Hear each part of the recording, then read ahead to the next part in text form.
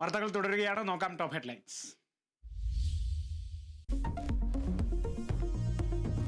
എറണാകുളം തിരുവാങ്കുളത്ത് അമ്മ പുഴയിലെറിഞ്ഞു കൊന്ന 3 വയസ്സുകാരിയുടെ സംസ്കാരം അല്പസമയത്തിനകം. കുട്ടിയുടെ അമ്മ സന്ധ്യയുടെ അറസ്റ്റ് രേഖപ്പെടുത്തി.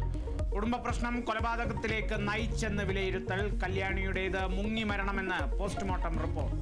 സന്ധ്യ മുൻപും കുട്ടികളെ ക്രൂരമായി ഉപദ്രവിക്കാറുണ്ടെന്ന് ഭർത്താവ് സുഭാഷ്.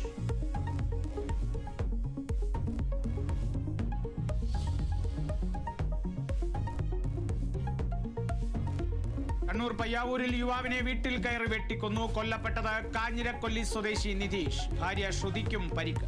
2 അംഗ സംഘമാണ് കൊല നടത്തിയതെന്ന് പോലീസ്. അന്വേഷണം ആരംഭിച്ചു.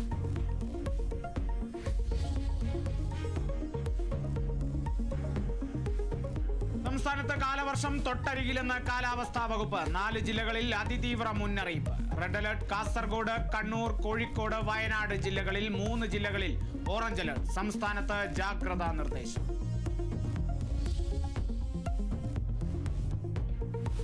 സംസ്ഥാനത്ത് കനത്ത മഴയിൽ പരക്കെ നാശനഷ്ടം. കോഴിക്കോട് മഴയിൽ മതിലിടിഞ്ഞു വീണ് വീട് തകർന്നു. തൃശൂർ പാവർട്ടിയിൽ വീടിന്റെ സംരക്ഷണ ഭിത്തി തകർന്നു. കാസർഗോഡ് മാവുങ്കാലിൽ നിർമ്മാണം പുരോഗമിക്കുന്ന ദേശീയപാതയുടെ സർവീസ് റോഡ് ഇടിഞ്ഞു.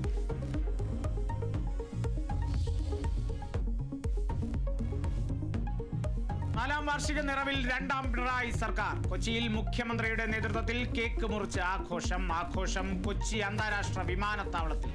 മുഖ്യമന്ത്രി വൈകിട്ട് മാധ്യമങ്ങളെ കാണും.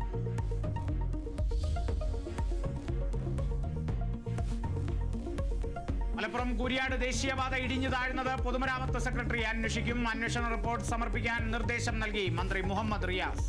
ദേശീയപാത അതോറിറ്റിയിൽ നിന്നും വിവരങ്ങൾ തേടും.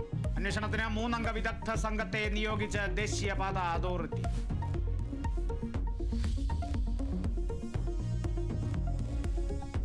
കാസർഗോഡ് എണ്ണപ്പാറയിൽ 15 വർഷം മുൻപ് മരിച്ച 17-കാരി കൂട്ടബലാത്സംഗത്തിന് ഇരയായതായി സൂചന. കൂടുതൽ പേർക്ക് പങ്കെന്ന് റിപ്പോർട്ട്. ആരോപണ വിധേയനായ പ്രമുഖ വ്യവസായി ഒളിവിൽ. ദുരൂഹമരണത്തിൽ പ്രധാന പ്രതി പിടിയിലായത് 15 വർഷത്തിന് ശേഷം.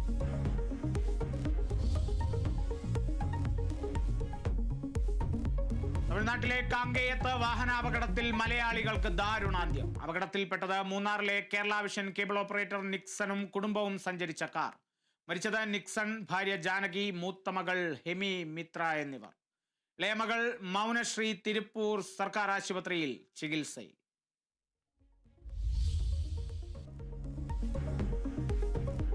പാലക്കാട് വീണ്ടും കാട്ടാന ആക്രമണം. കഞ്ചിക്കോട് ചെല്ലൻകാവിൽ കാട്ടാനാക്രമണത്തിൽ കർഷകന് പരിക്ക്. പരിക്കേറ്റത് ചെല്ലൻകാവ് സ്വദേശി സുന്ദരന്. ആക്രമണം മാവിൻ തോട്ടത്തിൽ വെച്ച്. മലപ്പുറം കാളികാവിലെ നരഭോജി കടുവയ്ക്കായി തെരച്ചിൽ തുടരുന്നു.